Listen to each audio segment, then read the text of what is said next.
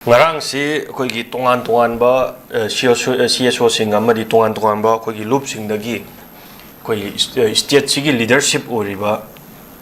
koi BJP sarkana panba koi gi even chief minister fo yaw na haiba tare chief minister gi matung inariba chatliba koi gi MLA minister sing haiba tare masi fo yaw na koi khongjom de gi haikat lekat tamba si koi athingba thame lakpa yaroi changba yaroi haibane adubu ngarang se koi gi ayuk yam nganna haiba tare akoi nimi tolok tringaida yang nganna chatchibagi akoi mami ma mayam da so akoi uhori amadi masidajita mayam gi site gi laiba akoi gi comment haiba tare comment penda haibasi matik chadre mayam na athauba singi mafam da haikal lekat tamba da matik chadre yam na ikai ningai oire na athingba thamgi ba taraga so mayam gi mi chikpa matam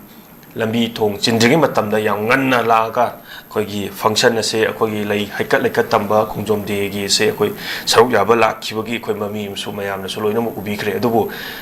athauba singi mafam da matik chadraba state sigi lengak pai bane na leiba singchina haikat lekat tamba si yamna ikai ningai ni amadi function atu da koi wangang biramba singsu yamna ikai ningai ni athauba ipai pu singi ningsingbuda yamna hojikse mako matik chadrabane na mayam oja thambiragdi oja masi kamani yingbini mamangda so koi ngarang muthang nan haiba tare haikal lekat tamba yaroina athingba leigiba taraga so koi ngarang si yamna ngalingi matamda chatlaga koi haikal lekat tamba mami sum mayam bige oja masi kamani yingbini oja masi khwaidagi maru oiba ngasi kanoni headline ni aina lawge athaubu singi numit ko khongjom de bongna ko dagi Singlen sana adai athauba mayam thawai thakiba mission ju dum yawgidaba nate aduna athauba haibasi karino aduga miyam haibasi na karino haibaga se akoida aduga ireiba iramdam haibasi karino imalaiba haibasi karino se pasana define toba adugumba represent toriba pot amakangni khongjom de haise aduna hariba athauba sing aduda asagi haikal lekat tamba matik chade hojik leiriba government mahaki lusingba haiduna miyamgi ihau lakpa aduga madu kanoni athingba thamme haibani hariba sing asi akoida yamna munna khangadabadi tasengna asagi khongjom de gi ngasi 1891 gi leiriba ngarang gi ko tangkulum doida kan togiba pose masidi da songna giba lanpham aroiba lanpham masida leigiba athauba singi spirit haiba tare maduga ngasi gi miron ani gi marak kanoma bridge haiba tare madu thong ama sadrabra sadribra sage torop thong thudi abra haiba question duni adi anauba athauba sing adu maming tagi wona ningsang kana makoi khudung illa kanda athauba sing real apam du karino haiba ni maning tamba manipur amagi maning tamba kano ki praja mayam amagi furup mayam amagi manipuri masak tu ngak na bagi kano ni lan ne ba khongjom lan haise ngasina manipur kaina bagi manipur thugai na basin bagi aduka furup mayam gi makti thina han bagi misam yam hat bagi mayam amada leiriba posak amakak neba madudi da madugi kano lakshin bangam draba losing basing ni haibagi adi conflict neba ji thola ibse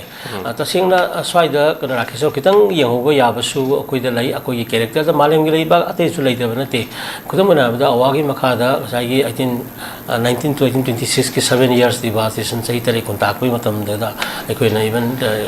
hi margit na kano ni kano bodau pa yagi kano gi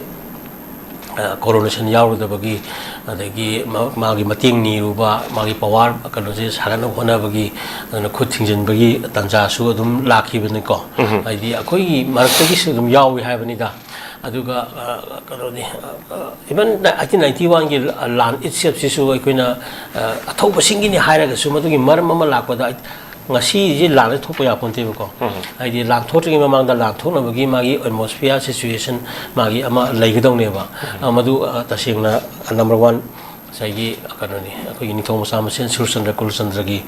lan phangda saigi mari na pak taraga masen manau taro ning thok mamuna ba adagi even da kanoni 1890 wangani ako adida saigi kanosi khubamdu surchandra du khum kan bangam drakanda lanthing bangam drakanda lona chelaga lai khorom sakani ga na haijalaga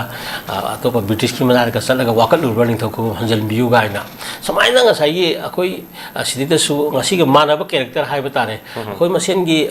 leadership ki kanang marakta among the ruling party ki marakta pham pamba adagi kananga sai gi makok thong pamba ani marakta napa napa tanaba ka reason mayam do 1891 gi land ning tho phamban munabagi no the British na khudong jaba logi ba adamaina ngasi su adum lori bra hai bani British ki mahut na central government na mahut sinigre ngasi di ko adu akoi na matam da lakri ba ngasai gi machimana na pa mari mari tanai badu akoi lairiba kana yam seng na ugre da akoi gi lairiba representative yam rakta jai gi kana